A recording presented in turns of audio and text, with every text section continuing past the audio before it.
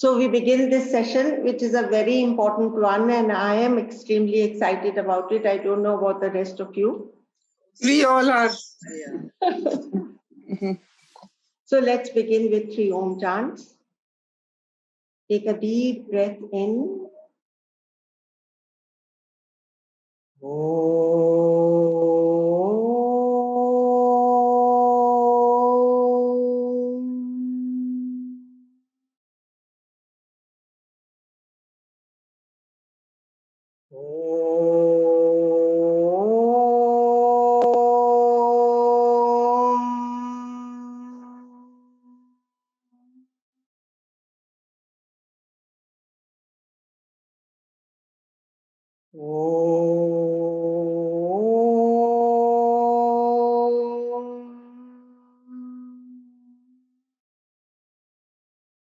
Shanti, Shanti, Shanti.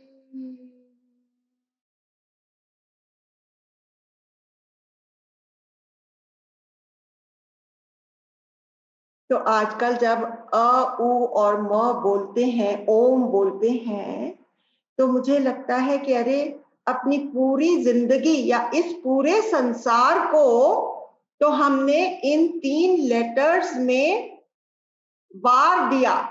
जैसे 3 बार ये 3 बार अ, उ, म कहने के बाद जो हमारा साइलेंस का पीरियड है, बस उसमें ही रुकने का मन करता है और ये फील होता है कि जैसे कृष्ण भगवान ने गोवर्धन पर्वत को अपने चितली उंगली पर धारण कर रखा था। तो इस तरह से हमने भी पूरे अपने संसार को अंश मात्र में धारण कर रखा है और मेरी असलियत जो कि ये साइलेंस है, जो कि वो ऑल परवेडिंग एसेंस है, जो कि सच्चित आनंद स्वरूप है, बस वो ही रहे, बाकी सब डिसॉल्व होकर के इतना छोटा हो जाए, एक बिंदु हो जाए। यही भाव कंटिन्यूअस हमारे अंदर चलता रहे तो हम पता नहीं कितनी साधना के बाद इसके अंदर आकर के सचमुच टिक सके। तो अभी मैं आप लोगों को इन अ नटशेल बता देती हूँ, जो रिवाइज कर लेते हैं हम लोग कि पिछली बार हम लोगों ने क्या किया था। तो आप लोगों को वो उपमा याद होगी जिसमें कि हमने 2 सेल्समैन बताया था कि 2 सेल्समैन हमारे पास आते हैं। एक तो है वो सेल्समैन जो कि हमको प्रिय चीजें सेल करता है और वो कहता है कि अभी का भी आपको सेटिस्फैक्शन मिल जाएगा, अभी का भी आपको सेटिस्फैक्शन। तो ये हुआ हमारा प्रेय का मार्ग। लेकिन एक बार वो हमको अपनी चीज बेचने के बाद वो मुंह नहीं दिखाता, क्योंकि वो हमको ये नहीं बता सकता कि इस मार्ग पर ये चीज खरीदने के बाद आपका जीवन जो है बर्बादी की तरफ बढ़ने लगेगा। ये बात वो हमको नहीं बताता कि आपका स्वास्थ्य खराब हो जाएगा, आपके इंद्रियों के रस तो बहुत जल्दी से आप उससे सेशिएटेड हो जाएंगे, आपको वो मजा देना भी बंद कर देंगे। ये सब बताने के लिए वो दोबारा मुंह दिखाता ही नहीं है। और अगर हमने श्रेय का मार्ग चुन लिया, दूसरे सेल्समैन की आवाज सुन ली जो कि कहता है कि आप अच्छाई की तरफ बढ़ो, आप अच्छाई की तरफ बढ़ोगे तो आपके जीवन में खुशियों की पिटारियां खुलती रहेंगी। तो इसमें विवेकानंद ने क्या कहा? विवेकानंद ने एक बहुत सुंदर बात कही कि गुडनेस विल कम। अगर हम श्रेय का मार्ग चुन लेते हैं, goodness will come, glory will come, power will come, all that is great and excellent will come when the sleeping soul is roused to self-consciousness. When will it come? When we start doing everything consciously. When we start exercising our will. हर second हमारे सामने situations आती रहती हैं, लेकिन हमने अपने computer को, मतलब इस गैजेट को हमने डिफॉल्ट मोड पर डाल रखा है। डिफॉल्ट मोड पर डालने से क्या होता है कि जो इंद्रियां देखती हैं और मन जो कि बाहर के दृश्य से कनेक्टेड है, वो जैसा जैसा कहता है हम उसके ऊपर चलते हैं, क्योंकि मन जो है नीचे की तरफ बहना पसंद करता है। उसको हमारी बुद्धि कंट्रोल में रखती है, और वो अगर हम उसके कहने में हर समय अपना विल एक्सरसाइज करें, you know, there is only a 5-second window which is open to us. 5 seconds. जैसे आप कंप्यूटर में करते हैं तो 5 सेकेंड्स के लिए एक विंडो खुलती है, उसमें आप उसको उस डायरेक्शन में ले जा सकते हैं जिसमें कि आप जाना चाहते हैं। अगर आपने वो 5 सेकेंड वाली विंडो नहीं एक्सरसाइज करी, तब फिर वो डिफॉल्ट मोड में चला जाएगा। तो इसलिए हमारे जीवन में इतनी परेशानियां होती हैं, क्योंकि हम आंखों पर पट्टी बांध करके अंधाधुंध गाड़ी चलाते हैं। तो it is by accident that we reach our destination. We do not reach our destination because of having taken conscious decisions at the right time. तो ये सब हम लोगों ने कवर किया था, जिसमें एक बहुत खूबसूरत पॉइंट डिटेल का हमको ये उपनिषद पढ़ने से मालूम पड़ा कि जो 5 इंद्रियां हैं वो तो रथ के घोड़े हैं। रथ जो है हमारी बॉडी है, और जो हमारे 5 सेंस ऑर्गन्स हैं वो हमारे घोड़े हैं। तो यमराज उनको बताता है कि घोड़ों को बलिष्ठ होना है और घोड़ों को वेल ट्रेन्ड होना है। तो वो जो घोड़े हैं वो भागते हैं, वो किनके ऊपर भागते हैं, कौन से ट्रैक्स के ऊपर भागते हैं? विषय रस, जो हमारी 5 इंद्रियां हैं उनके जो 5 रस हैं, मतलब आंख जो है वो रूप को देख करके उस तरफ भागती है, कान जो है वो कुछ भी मधुर आवाज की तरफ भागते हैं, नाक वाला जो घोड़ा है वो खुशबू की तरफ भागता है, और जो रस वाला जो घोड़ा है जो जल तत्व से कनेक्टेड है वो टेस्ट की तरफ भागता है, और जो हमारी त्वचा से कनेक्टेड घोड़ा है वो भागता है टच के ऊपर, जो भी हमको स्पर्श जो कि लुभावना लगता है उस डायरेक्शन में वो घोड़ा भागने लगता है। तो और मन जो है, मन इन सबको शक्ति देता है, प्राण शक्ति देता है, और मन उनको कहता है कि हाँ ये जो तुमने बताया ये सब ठीक है, ये उनके साथ हाँ में हाँ मिलाता है। तो जहां कहीं भी वो इंद्रिय जाने को कहती है वो मन उधर ही जाता है। तो इसमें हम लोगों ने एक एग्जाम्पल लिया था, एक आजकल का कंटेम्पररी ऑथर है, उसका नाम है जॉनथन हाइट। तो उसने कहा कि compare this situation with an elephant and a महावत sitting on top of the elephant. अब वो महावत कितना भी कोशिश कर ले, अगर हाथी के मन में आ गया कि वो दुकान पे जो केले रखे हुए हैं वो जाकर के खाएगा, तो वो महावत उसको बस में नहीं कर सकता।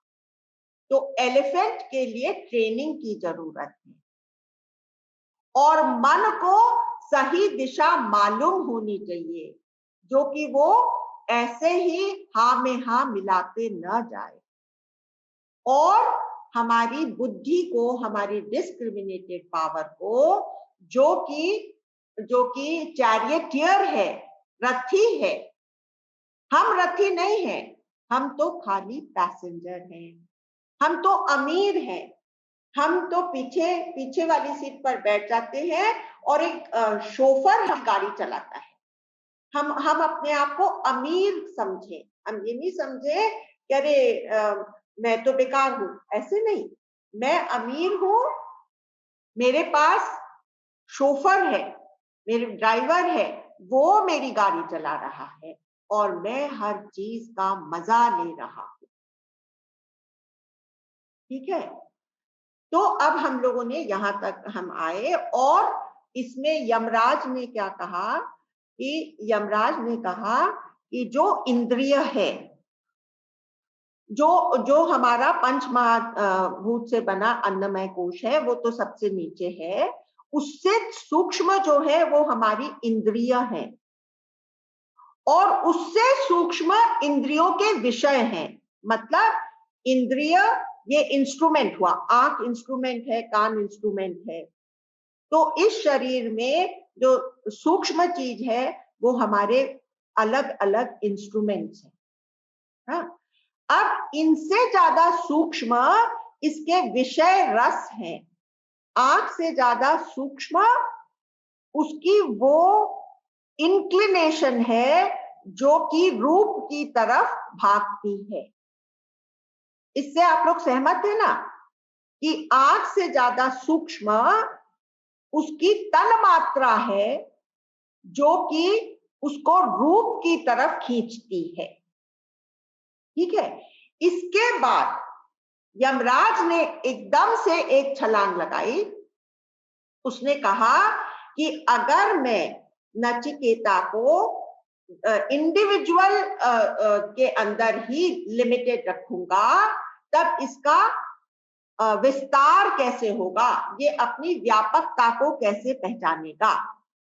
तो उसके बाद इमीडिएटली उसने एक छलांग लगाई और फ्रॉम द इंडिविजुअल माइंड ही took Nachiketa to the cosmic mind, the collective mind. अगर ऐसे वो न करता तो उसको ये लग रहा था यमराज को कि फिर तो नचिकेता अपनी व्यक्तिगत पर्सनालिटी में, आइडेंटिफिकेशन में ही उलझा रह जाएगा। तो उसने वहां महत में छलांग लगाई और फिर उसने कहा उसके बाद है अव्यक्त और उसके बाद है पुरुष। और कृष्ण भगवान ने भी गीता में ये चीजें यूं का त्यों, जू का तू, जैसे कि इसमें कठोपनिषद में समझाई हुई थी वैसे ही उन्होंने बताई कि उसके ऊपर ये मन बुद्धि नहीं, अपने अन्नमय कोश, प्राण और फिर बुद्धि और फिर महत या हिरण्यगर्भ उसको बोलेंगे, जो कि वो फील्ड है जिसमें कि सारे थॉट्स उपजते हैं और उन थॉट्स के माध्यम से आपका सारा संसार, आपके घर गृहस्थी का सारा संसार पैदा हो। तो इसलिए वो हिरण्य गर्भ है, वो महत गर्भ है जो सब चीज को का गर्भ स्थान है। उसके बाद परा कह लो या उसी को माया कह लो। तो जब मैं पहली बार हरिद्वार गई तो वहां पर माया देवी का मंदिर था। तो हम लोगों ने तो अभी तक सत्संग में यही सुना था कि ये माया जो है ना, यही छोड़ने लायक है, यही उलझाती है, यही हमको फंसाती है, यही दलदल क्रिएट करती है जिसमें कि हम बंद करके रह जाते हैं। लेकिन वो माया ये वो पराशक्ति है जिसने कि अपने ऊपर ये एक उत्तरदायित्व लिया कि मैं अव्यक्त से व्यक्त हो जाऊंगी। तो ये जो अव्यक्त से व्यक्त होने वाली जो सिचुएशन है वो भी ऑल परवेडिंग एस्पेक्ट है, जो हर तरह से, अच्छा मैंने जो पूरी की पूरी आच्छादित है इस संसार में। ठीक है, उसके बाद उसने कहा कि पुरुष है, वो पुरुष जिसकी वजह से सब कुछ संभव हुआ है। जो अगर वो पुरुष ना हो तो ना तो ये पराशक्ति हो सकती है, क्योंकि पराशक्ति की कोई अस्तित्व नहीं है बिना पुरुष के, और उस पराशक्ति की एब्सेंस में कुछ भी क्रिएट नहीं हो सकता, कुछ भी आकार नहीं ले सकता। तो सब कुछ उस पुरुष पर आधारित है, वो कॉज है और बाकी सब उसका इफेक्ट। अब हम कठोपनिषद से थोड़ा तैत्तिरीय उपनिषद पर आते हैं, क्योंकि वहां पर इस चीज को बहुत अच्छी तरह से समझाया है और वहां पर एक चीज का डिस्टिंक्शन करा है कि एक सब्जेक्ट है और एक ऑब्जेक्ट है। जो कुछ भी ऑब्जेक्ट है वो जड़ है,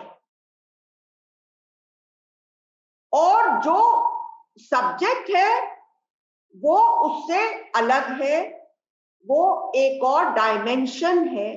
it is not of the dimension of the object. A thing cannot be an object and a subject simultaneously. तो अब हम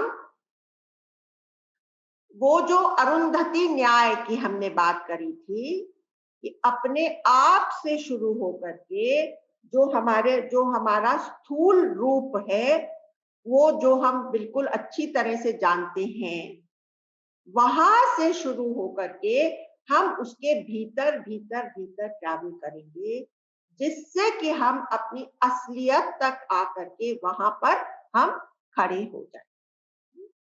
यहाँ पर मैं एक बार आपको छोड़ती हूँ और मैं आपको थोड़े थोड़े एग्जाम्पल्स उस हाथी के बताती हूँ, जिसकी वजह से हम लोग नीचे की तरफ हमारा जीवन उलझने लगता है और कटीले रास्तों पर हम चलने लगते हैं।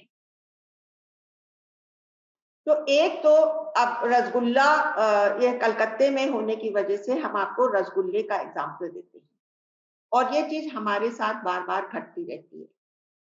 तो वो स्वामी जी बता रहे थे कि जैसे वहां पर सब लोग पंगत में बैठ जाते हैं ना खाना खाने के लिए, तो एक आदमी आता है, एक योगी आता है, एक साधक आता है रसगुल्ले की बाल्टी लेकर के।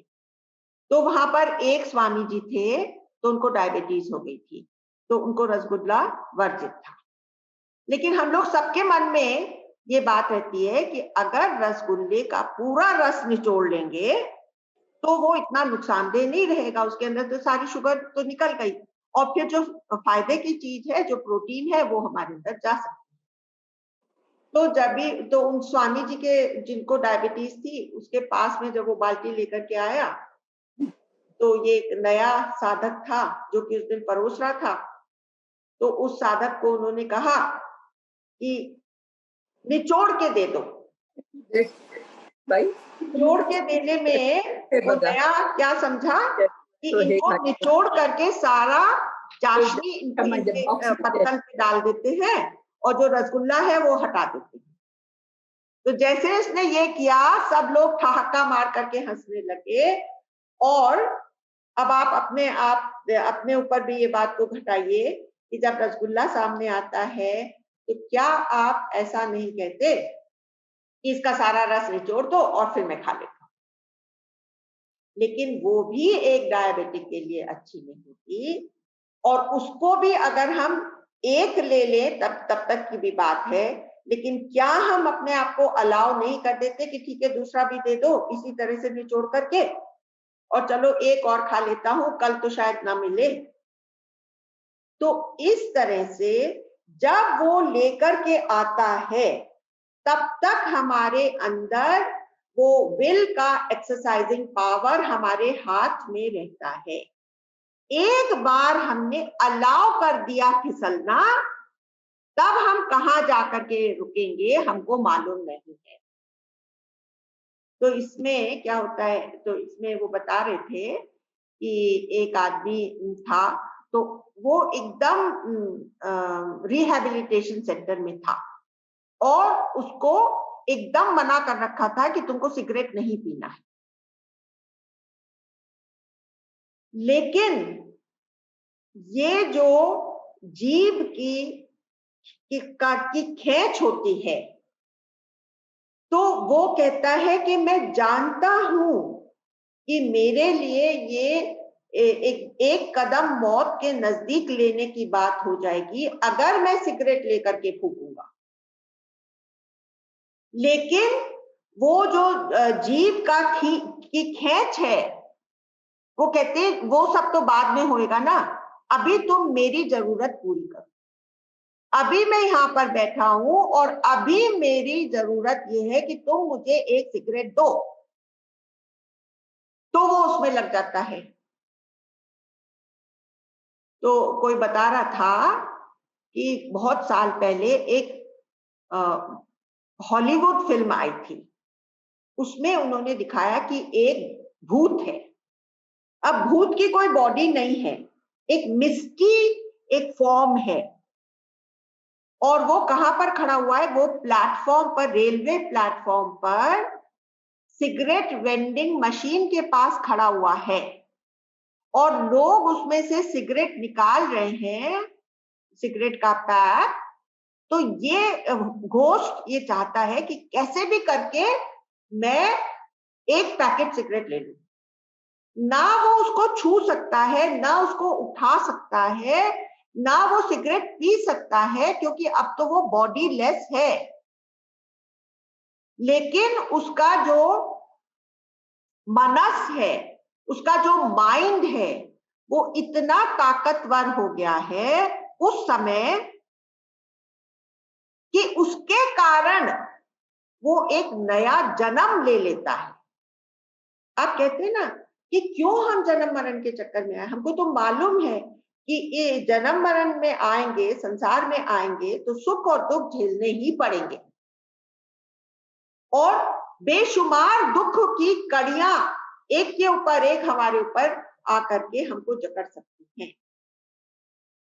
लेकिन हमारी जो वासनाएं हैं वो इतनी मजबूत हो जाती हैं कि भगवान भी कहते हैं कि चलो इसको एक जन्म और दे देते हैं, ये किसी ना किसी तरह से इसको भोग करके इसके ऊपर से उठ जाए, क्योंकि ऐसे तो ये पता नहीं कितने साल इसमें लगा।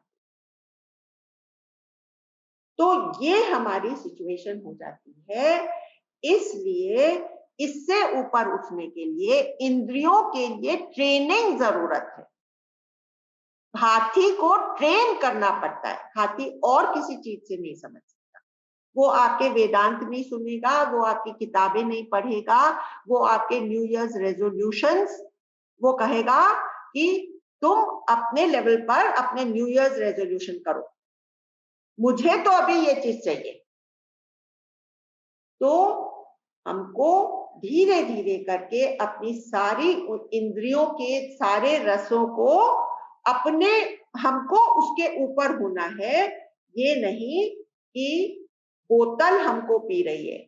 शुरू तो हम करते हैं बोतल पीने के लिए, वे पीना शुरू करते हैं, लेकिन बाद में बोतल हमको पीने लगती है।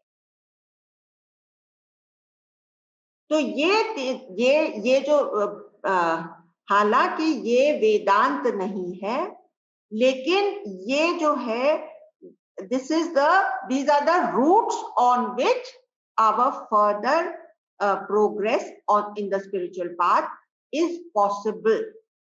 इसलिए लास्ट टाइम का जो लेसन था वो बहुत ही ज्यादा इम्पोर्टेंट था, और उसी के लिए विवेकानंद ने कहा था कि आप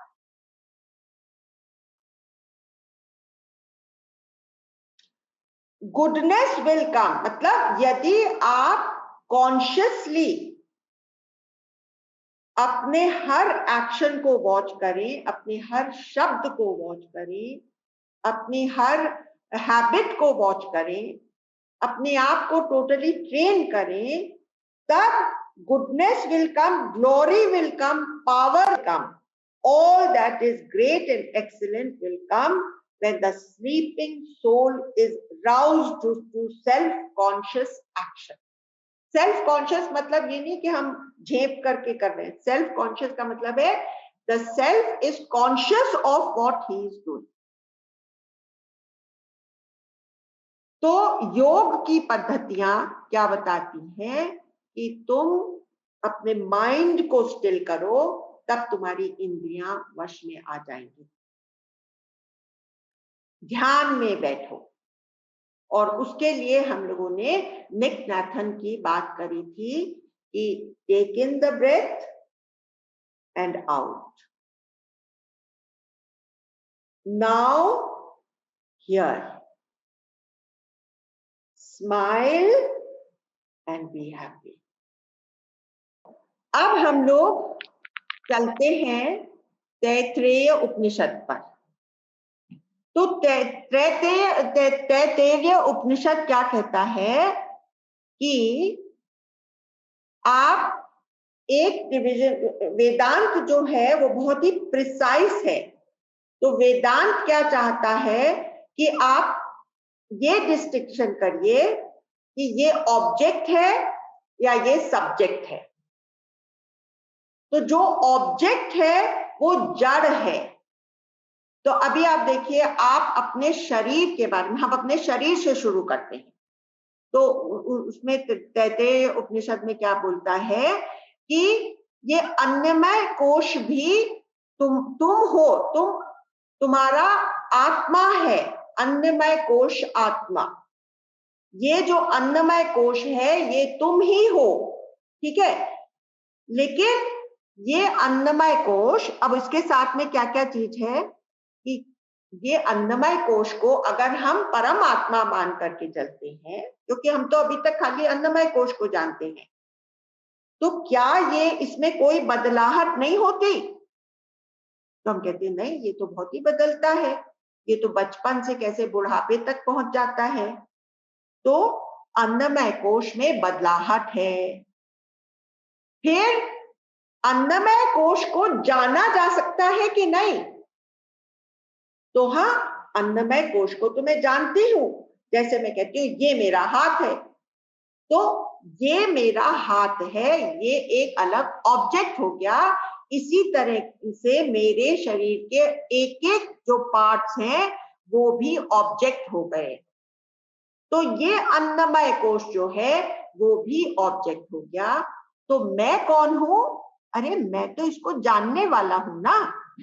क्या जब ये हाथ यहाँ पर रहता है तो क्या हाथ आपको जानता है या आप हाथ को जानते हैं? क्या हाथ कह सकता है कि मैं ये अमला को जानता हूं? क्या हाथ ये महसूस करता है कि मैं अमला को जानता हूं? नहीं. अमला महसूस करती है कि ये हाथ मेरा है, मैं इसको जानता हूं. आज इसमें दर्द हो रहा है, आज ये तो अच्छा है, आज इसके अंदर ताकत महसूस हो रही है, आज मैं इससे बॉटल खोल पा रही हूं. ये अपने अंग प्रत्यंगों को जानता है. तो इसका मतलब कि ये जो अन्नमय जो मेरा शरीर है, जिसको मैं ये सोचती थी कि मैं तो यही हूं, तो नहीं, ये नहीं हो सकता. तो क्या है? तो उससे कुछ और सटल चीज होएगी. तो फिर अन्नमय कोश से सटल हम अपने आप का क्या चीज जानते हैं? हम अपनी एनर्जी फील्ड को जानते हैं कि हाँ, मेरे अंदर एक एनर्जी है जो कि मुझे चला रही है, मेरी प्राण शक्ति. तो क्या ये मेरी प्राण शक्ति जस का तस रहती है या इसके अंदर बदलाहट होती है? तो वो कहता है कि देखो, बच्चे को देखो, उसके अंदर कितनी ज्यादा एनर्जी होती है ना.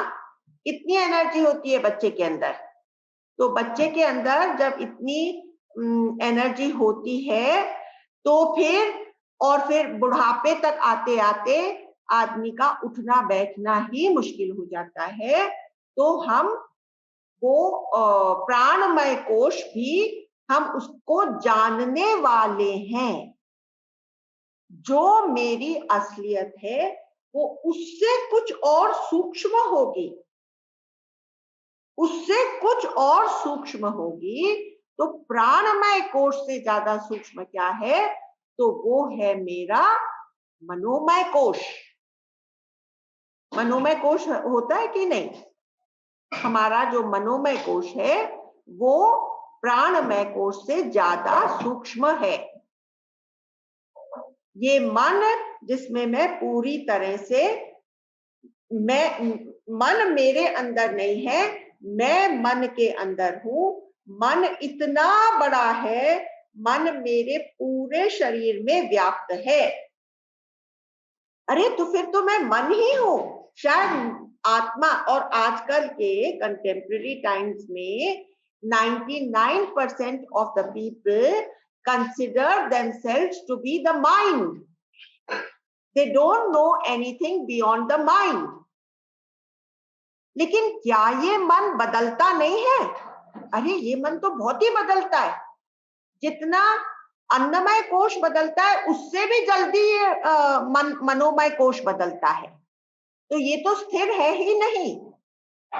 तो ये मेरी आत्मा नहीं हो सकती। लोग कहते हैं कि 16,000 थॉट्स एक दिन में एक आदमी के अंदर आते हैं। 16,000 थॉट्स। अब ये most of the time they will be repetitive thoughts, they will not be the same thoughts, है ना? So they will be repetitive thoughts, and but there will be continuous thoughts, और मैं उन थॉट को जानने वाला हूं। इसका मतलब कि ये जो मेरा मनोमय कोश है, ये जो मेरा मन है, ये भी एक ऑब्जेक्ट हो गया। तो जो सब्जेक्ट है, जो कि जीवंत है, जो कि चैतन्य है, ऑब्जेक्ट जड़ है। वेदांत क्या कहता है? ऑब्जेक्ट जड़ है। तो जो जीवंत है मेरे अंदर, वो मन से भी कुछ ज्यादा सूक्ष्म होगा, मन से भी कुछ ज्यादा सटल होगा। तो मन से ज्यादा सटल क्या है? तो जो मन को वश करता है, मेरी बुद्धि, वो मन से ज्यादा सटल है। क्योंकि मन तो संसार में उलझा रहता है, इंद्रियों के माध्यम से संसार में उलझा रहता है। बुद्धि जो है वो तटस्थ रह करके निर्णय ले सकती है कि इस डायरेक्शन में मुझे जाना है या मुझे नहीं जाना है। तो फिर ये बुद्धि होएगी, मेरी आत्मा, मेरी बुद्धि होएगी। तो अब हम देखें, क्या बुद्धि चेंज नहीं होती? क्या वो वैसी की वैसी रही है? बचपन से अभी तक जो बुद्धि है, बचपन में आप क्या सोचते थे, जवानी में जो आपके विचार रहते थे, क्या अभी तक आपके अंदर वो ही विचार चल रहे हैं जो बचपन में थे, जो जवानी में थे, जो मिडिल एज में हुए? क्या वो ही विचार चल रहे हैं आपके? क्या वो ही सोचने का आपका ढंग है? क्या वो ही निर्णय लेने का आपका ढंग है? नहीं, वो तो बहुत ज्यादा चेंज हुआ है। इसका मतलब कि वो भी नहीं हो सकता, क्योंकि वो तो स्थिर है ही नहीं, उसमें भी बहुत सारी बदलाव हो गई। तो मेरा जो आत्म तत्व है, जिसका पहला क्राइटेरियन है कि वो स्थिर होना चाहिए, वो स्थिर होना चाहिए, उसके अंदर कोई बदलाहट नहीं होनी चाहिए, उसमें कोई डिटीरियरेशन नहीं हो, उसमें कोई तरक्की नहीं होनी चाहिए, कोई डिटीरियरेशन नहीं होना चाहिए। ये जो मेरा विवेक है, ये तो वो नहीं हो सकता। तो फिर उससे भी ज्यादा सूक्ष्म क्या है, जो कि मैं अपने एक्सपीरियंस से बोल सकता हूं कि मेरे अंदर वो एक चीज है जो कि मेरे विवेक से भी ज्यादा सूक्ष्म है, जो कि मैं हर रोज एक्सपीरियंस करता हूं। वो क्या चीज है? वो है the blankness of deep sleep. Vivek के और भी भीतर हम जाएंगे तो हम एक ब्लैंकनेस में पहुंचेंगे। वो ब्लैंकनेस जिसको कि प्राज्ञ कहा है, जिसको कि इंडिविजुअल एस्पेक्ट में इसको प्राज्ञ कहा है, और कॉस्मिक एस्पेक्ट में इसको ईश्वर कहा है।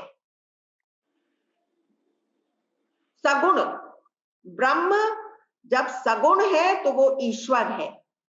ब्रह्म जब माया के साथ है तो वो ईश्वर है। तो हम लोगों ने उसको क्या आइकॉन दिया है कि विष्णु भगवान शेषनाग की शैया पर लेटे हुए, beyond thought, beyond all the upheavals of life. जैसे कि हम हर रोज अपनी डीप स्लीप में एक्सपीरियंस करते हैं मेरा आनंद स्वरूप। जब हम डीप स्लीप से सो करके उठते हैं, जैसे हम सुषुप्ति की अवस्था से सो करके उठते हैं, तो अनायास हमारे अंदर से क्या निकलता है, यानी I was so happily fast asleep.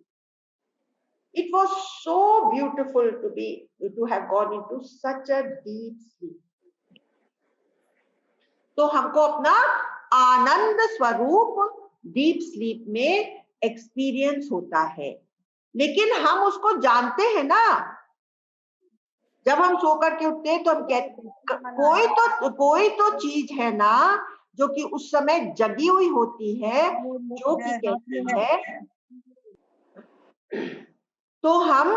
तो उससे भी क्या चीज सटल है, उससे भी तो कुछ चीज होगी ना जो कि हमको ये एहसास दिलाती है, और जो हमारा वो एक्सपीरियंस है उसको भी वो एक ऑब्जेक्ट बना देती है, वो भी एक ऑब्जेक्ट हो जाता है। तो the subject, the chaitanya has to be something other than the object which is jad. Everything which we can call an object, everything of which we can become a witness, all that according to Vedanta is an object.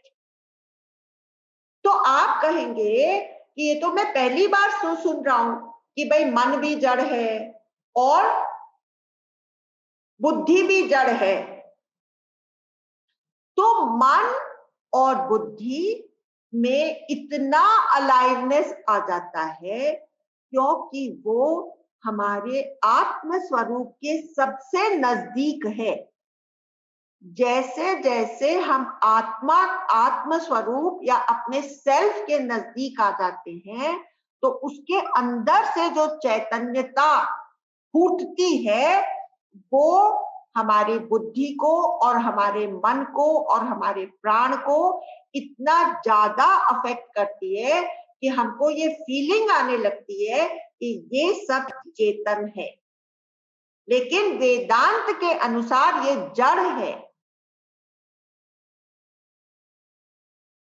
तो अब ये जो आनंदमय कोश है, यहां तक हम पहुंचने के बाद ये रियलाइज करते हैं कि अब कहां जाएं। तो अब आपको मैं एक एग्जांपल दूंगी। जैसे आपने कहा कि go and see if there is somebody in the basement. तो आप गए बेसमेंट में। अब आप बेसमेंट एकदम अंदर जा करके एकदम नीचे बेसमेंट में चले गए। हाँ, तो आपने आकर के कहा no, there was nobody over there. So there was nobody over there. Is this statement correct? You were there, no?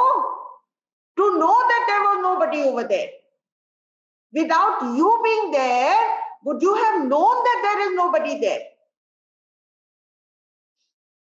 तो ये जो एस्पेक्ट है, मतलब there is something which is subtler than the blankness of deep sleep, which is making us aware of our experience of the deep sleep.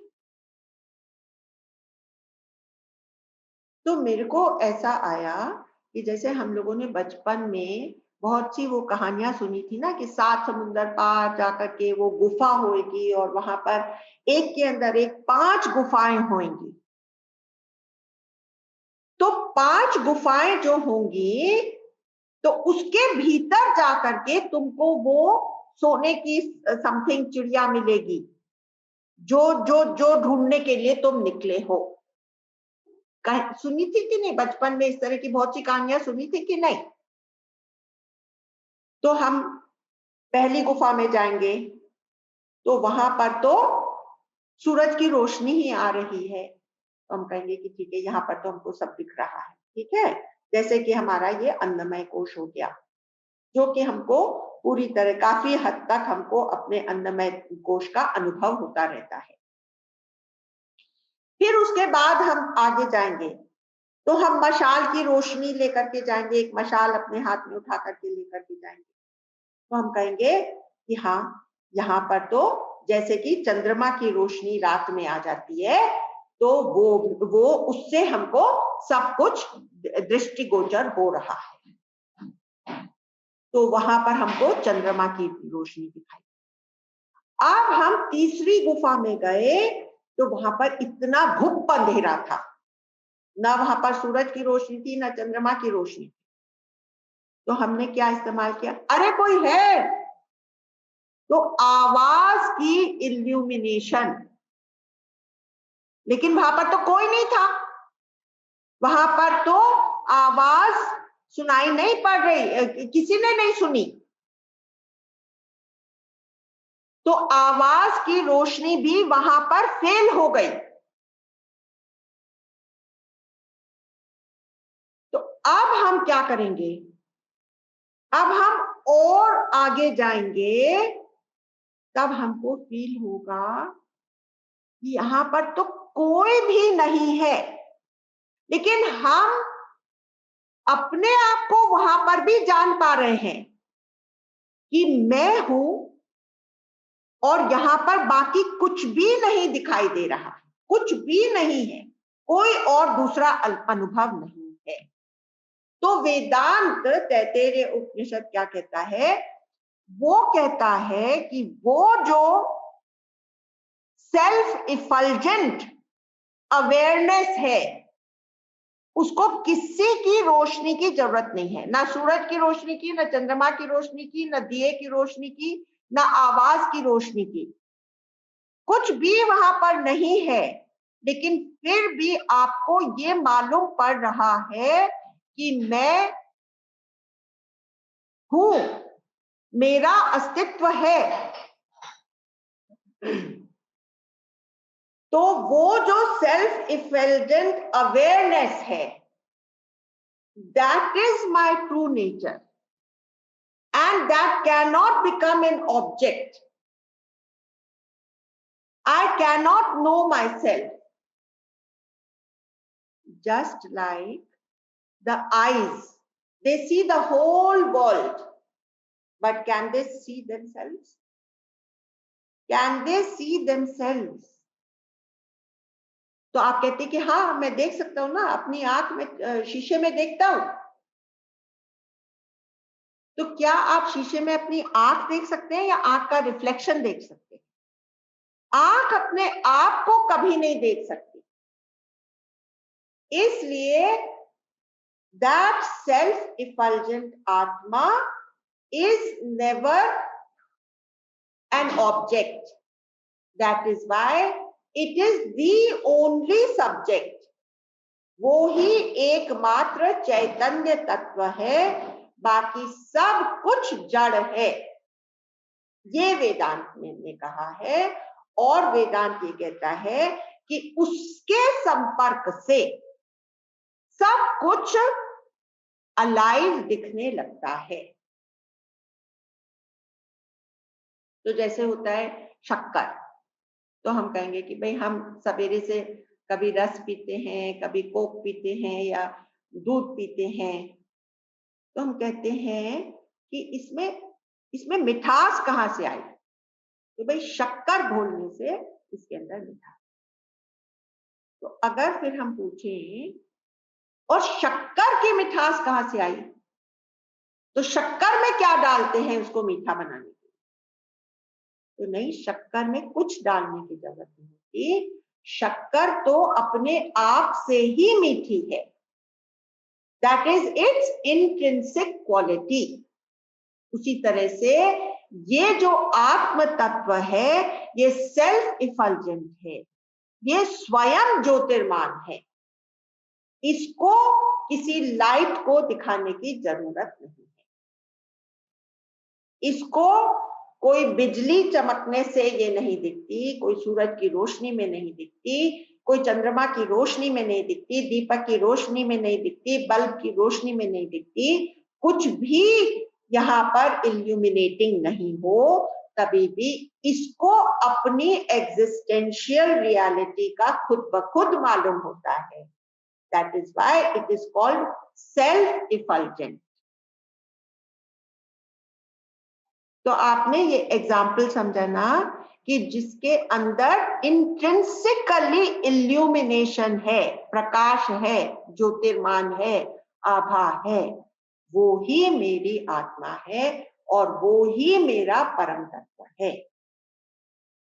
और ये जो मेरा परम तत्व है, जो मेरी असलियत है, ये इतनी सटल है, इतनी सटल है, इसको खंड खंड खंड खंड नहीं किया जा सकता। जैसे हवा, हवा को आप खंड खंड कर सकते हैं क्या? जैसे आकाश, आकाश को आप खंड खंड कर सकते हैं क्या? स्पेस के अंदर आप दीवारें बना सकते हैं क्या? स्पेस हमेशा आपस में जुड़ी हुई ही रहेगी, चाहे आप उसको कितनी ही उसके चारों तरफ दीवारें खड़ी कर लें, लेकिन at one level it will be all connected.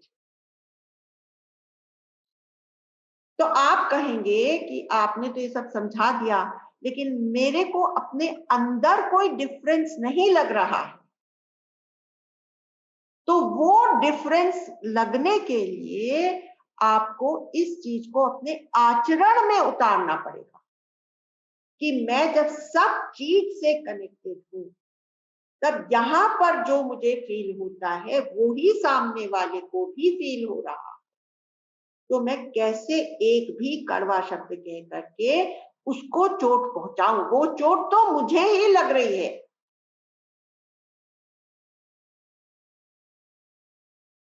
तो ये जब हम अपने भीतर एकदम फीलिंग में ले आएंगे और अपने आचरण में ले आएंगे, तब एक्चुअली हमको हम हर समय अपने आत्म तत्व को महसूस कर सके।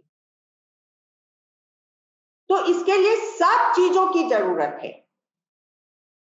कि पूजा पाठ की भी जरूरत है, जो कि हमको एक ऑल परवेडिंग सत्ता का एहसास दिलाता है, जिसके आगे हम मत्था टेकते हैं।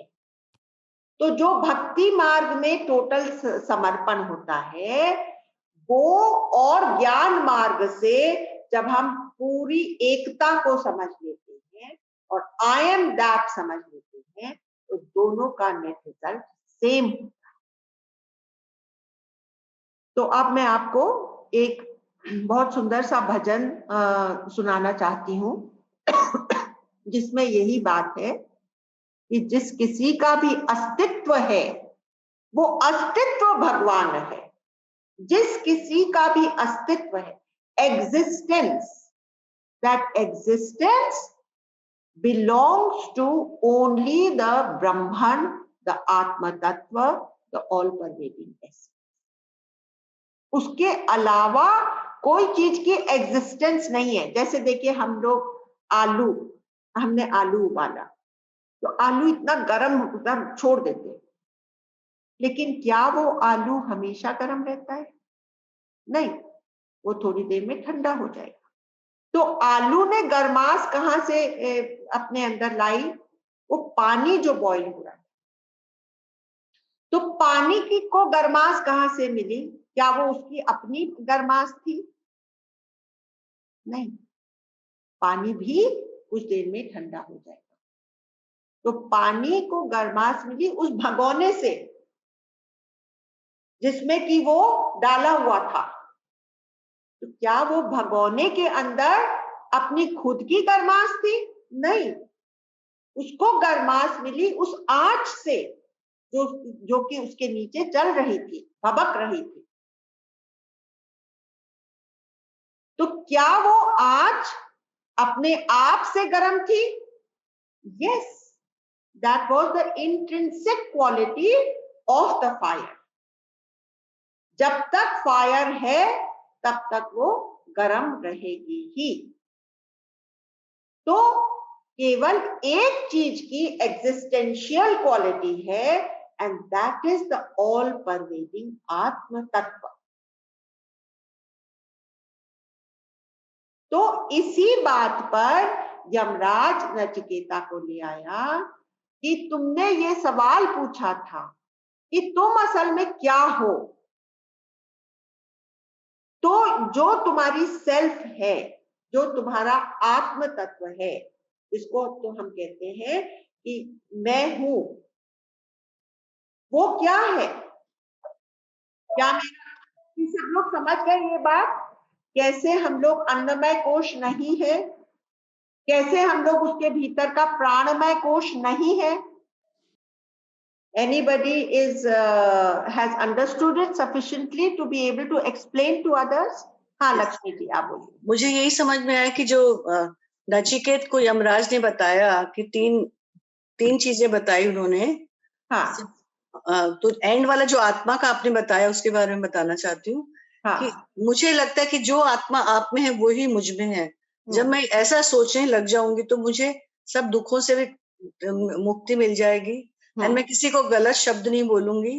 एंड जैसे आपने बताया अन्नमय कोश, फिर मनोमय कोश, बुद्धि, डीप स्लीप, और उसके बाद हम लोग आत्मा, तब वो स्थिर आत्मा, और सब चीजें स्थिर नहीं है।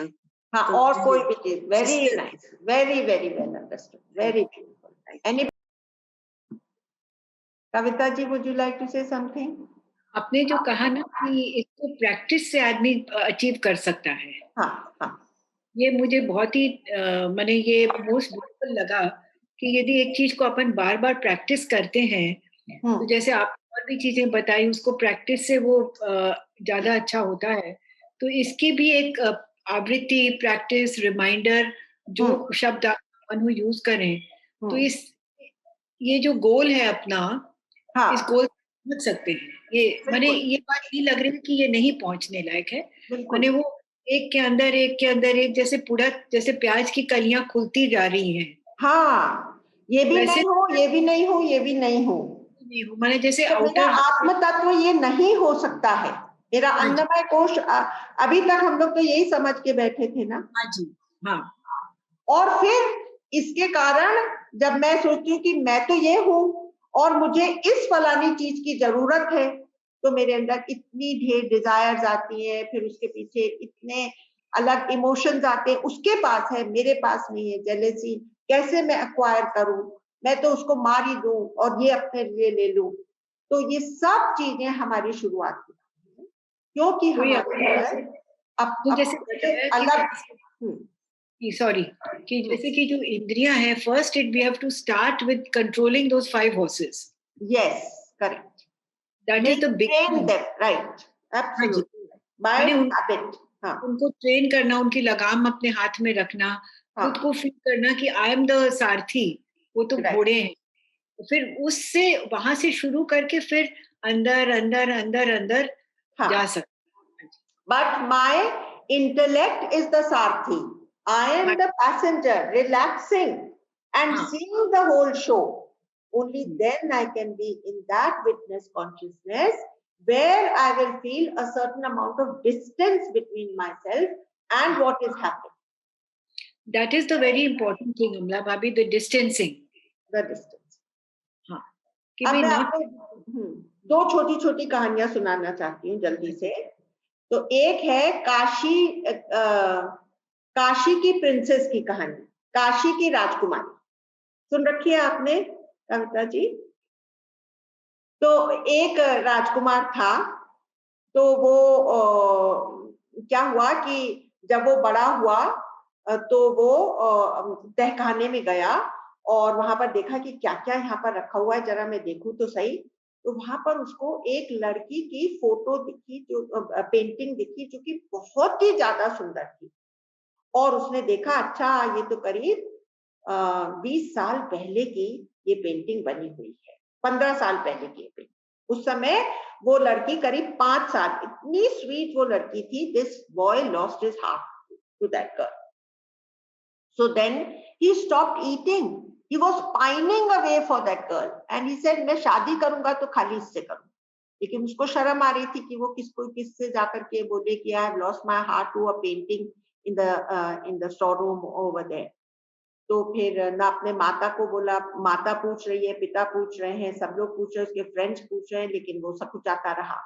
फिर एक दिन वो वजीर आया और उसने कहा कि हे राजकुमार, तुम अपने मन की बात मुझे बता। तो उसने कहा, मैं क्या बताऊं? नहीं नहीं, बताओ तो सही। तो बोला कि वो इस तरह से एक लड़की है, वो उसकी पेंटिंग मैंने देखी, उस लड़की को देखा है मैंने। तो कौन सी लड़की? तो बोले लड़की को असल में नहीं देखा, उसकी पेंटिंग देखी। तो बोले कि कहाँ देखी? तो वो अपने तहखाने में पड़ी।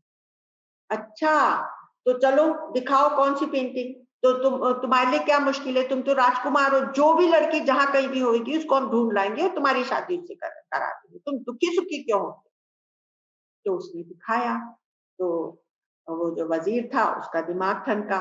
उसने कहा कि हे राजकुमार, ये तो संभव ही नहीं है, क्योंकि ये जो लड़की थी, क्या था कि जब आप 5 साल के थे तो आप बहुत ज्यादा खूबसूरत थे और हम लोग एक प्ले स्टेज कर रहे थे और आपकी माँ जो राजमाता थी, उन्होंने कहा कि इस राजकुमार को ही वो प्रिंसेस का रोल दे दो। तो हम लोगों ने आपको एक प्रिंसेस बना दिया था और आपने वो ये खेल में के लिए ये करा था और आप उसमें इतने सुंदर लग रहे थे कि आपकी माँ भी आपके रूप पर रीच करके और गॉड आर्टिस्ट को बोला कि इसकी एक पेंटिंग बनाओ। तो ये तो आपकी ही पेंटिंग। तो जैसे ही उस राजकुमार को मालूम पड़ गया कि ये तो मैं ही हूँ, तो उसका सारा दुख मिट गया, उसके सारे डिजायर्स मिट गए, उसकी सारी वासना मिट गई, क्योंकि ये सब मैं हूँ।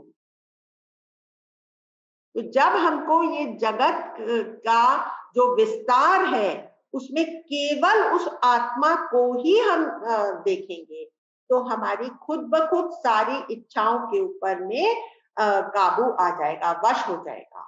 जैसे मैंने आपको अपने बारे में बताया था कि मेरी वो टूटी फूटी गाड़ी थी, लेकिन मुझे उस दिन महसूस हुआ कि मैं ही एक और रूप में मर्सिडीज में बैठी हूँ और मैं ही इस रूप में ये गाड़ी में बैठना पसंद कर रही हूँ और मैं ही अपने तीसरे रूप में बैलगाड़ी में बैठी हूँ। तो उस दिन से मेरी वाहन के प्रति सारी इच्छाएं समाप्त हो गई, क्योंकि मैं ही सब जगह हर एक चीज का आस्वादन कर रही हूँ। और एक कहानी और है जो कि वेदांत में बहुत ज्यादा प्रचलित है, और वो ये है कि 10 फ्रेंड्स गए पिकनिक मनाने। तो रास्ते में पड़ी एक नदी, तो उस नदी को पार करने के लिए उन लोगों ने मतलब थोड़ी मशक्कत हुई, लेकिन वो सब लोग पार होकर के दूसरी तरफ पहुंच गए। तो एक को ध्यान आया कि अरे हम अपने आप को हम गिन तो ले, हम लोग सब वापस आ गए कि नहीं। तो उसने गिना 1 2 3 4 5 6 7 8 9। Oh where is the 10th person? अरे 10वां तो कहाँ रह गया? तो दूसरे ने कहा नहीं नहीं मैं गिनता हूं, और उसने भी गिना 1 2 3 4 5 6 7 8 9। अरे 10वां तो मिल ही नहीं रहा है। तो अब इस तरह से वो लोग सब हाल बेहाल हो गए और रोने लगे कि हमारा 10वां साथी जो है वो हमसे बिछुड़ गया। तो उधर से एक साधु सन्यासी उधर से निकल रहे थे, तो उन्होंने कहा कि इनसे पूछ करके भी। उन्होंने कहा तुम लोग क्यों रो रहे हो? तो बोले कि हमारा 10वां साथी नहीं है। तो उसने तो 1 सेकंड में गिन लिया कि ये लोग 10 के 10 हैं वहां पर। तो फिर वहां पर तो उन्होंने कहा कि पहले तो तुम शांत हो जाओ, रोना बंद करो, मेरी बात में श्रद्धा रखो, मैं तुमसे कह रहा हूं कि तुम्हारा कोई साथी बिछुड़ा नहीं है, तुम लोग 10 के 10 हो। नहीं नहीं, हम लोग को तो अच्छा ठीक है, मैं कह रहा हूं ना, एक बार मान तो लो, एक बार शांत तो हो जाओ। तो उन्होंने कहा ठीक है, हम सुनते हैं इसकी बात। तो उन्होंने कहा कि अब तुम गिनो। तो 1 2 3 4 5 6 7 8 9 और 10वां कौन है? मैं। तो उनसे गलती कहां हो रही थी कि वो लोग सोच रहे थे कि जो 10वां साथी है वो भी इन्हीं के जैसा एक होगा, लेकिन जो हमारा 10वां हमारे अंदर की परत है, वो जो है वो इन सब 9 परतों से भिन्न है। हमारी गलती होती है कि हम आत्म तत्व को भी अ काइंड ऑफ ऑब्जेक्ट करके जानना चाहते हैं,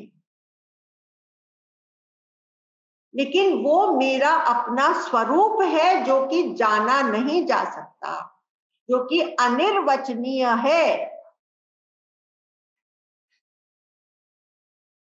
जिसको हम एक्सपीरियंस नहीं कर सकते, क्योंकि वो एक्सपीरियंसर है, वो नोअर है, और उसके हम सबसे नजदीक आ सकते हैं by always trying to be in our witness consciousness.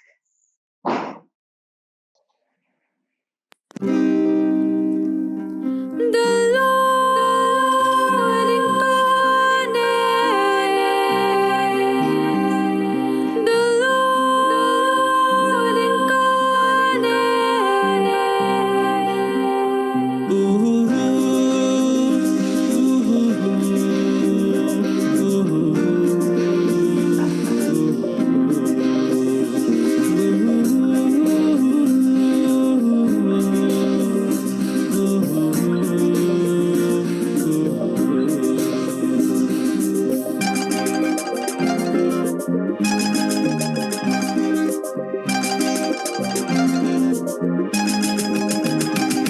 the Lord incarnates on earth as proof that God is not a myth. The prophet comes, a blissful soul, to play his divine role.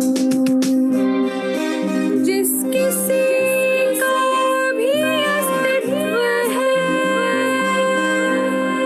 वो अस्तित्व भगवान है।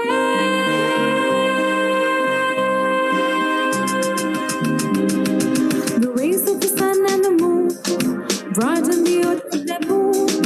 Gurus that gently tread the land of wrought by the hand.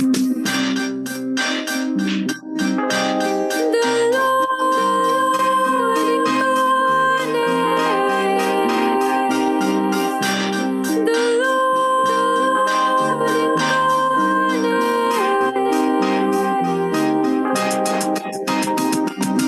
Rama came, the ideal man, complete in Krishna's wisdom span. Christ embraced the cross, igniting love in mind so gross.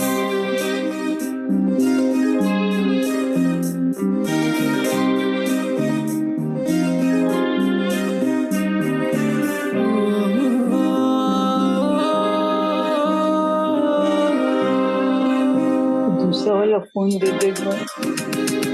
The essence existed from the start and resides in every heart. Eternal is the spark of bliss, arousing creation with its gaze. जिस किसी का भी अस्तित्व है, वो भाई पूछ रहा है। भगवान है।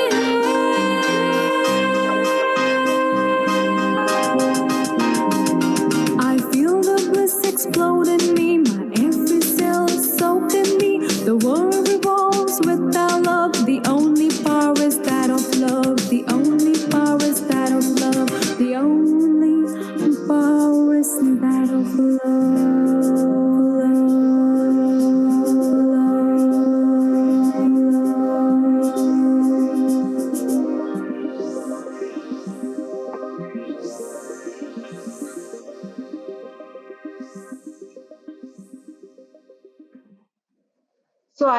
that you all have enjoyed the song.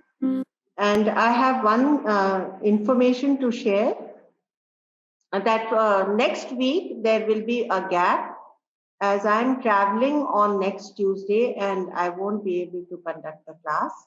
So we will miss the next Tuesday, and we will complete the Kathopanishad in the third session after the following week. So please do remember that next Tuesday there will be a gap. Thank you, Agila ji. Thank you. Thank you. आज का आप लोग को समझ में आया कि नहीं? आज आप लोगों को इंटरेस्टिंग लगा कि नहीं? बहुत इंटरेस्टिंग, बहुत इंटरेस्टिंग था, और आपने समझ में भी आया। सेम इंटेंसिटी थी आपकी जो स्टार्ट से एंड तक थी आपकी। Such a profound knowledge in very simpler manner, इससे और सिंप्लीफाइड हो ही नहीं सकता है। बहुत अच्छे से, बहुत अच्छा लगा, बहुत अच्छा था, बहुत अच्छा था। Thank you. Thank you. The challenge is on our side to absorb it and you will use it. Riddhi, you have to say something? बिल्कुल ठीक कहा कविता जी ने, अब हमें अपने ऊपर ही मेहनत करनी है। उसने तो पूरी मेहनत कर ली। Just वही कि consciously अपने शब्द और विचार वाणी से कोई को we must be aware of that. But वो जब तक अपने अंदर नहीं लाएंगे प्यार, वैसे विचार अंदर नहीं आएंगे, we have to cultivate that. हाँ, तो मेरे को क्या हुआ कि somebody really behaved a little oddly with me. So I said कि अरे वहां पर भी तो मैं ही हूँ, तो मुझे तो उसके इस एक्शन के ऊपर पर्दा डालना है. Like how I would like to, if I have done something wrong, I don't want to go and openly confess that, oh, I have done all this wrong. तो उसके बारे में मुझे किसी से नहीं बताना है, क्योंकि मुझे उसके इस एक्शन के ऊपर पर्दा डालना है. She is my own self. So nice told. This thing is excellent, isn't it? तो ऐसा मतलब ये सब करने की वजह से ही ये इस तरह के थॉट्स आते हैं ना. इस थॉट के साथ में रहो तो अपने आप ये हो जाता है, फिर कोशिश करने की जरूरत. कमला जी, मैं भी कुछ शेयर करना चाहूंगी सेम टॉपिक पे.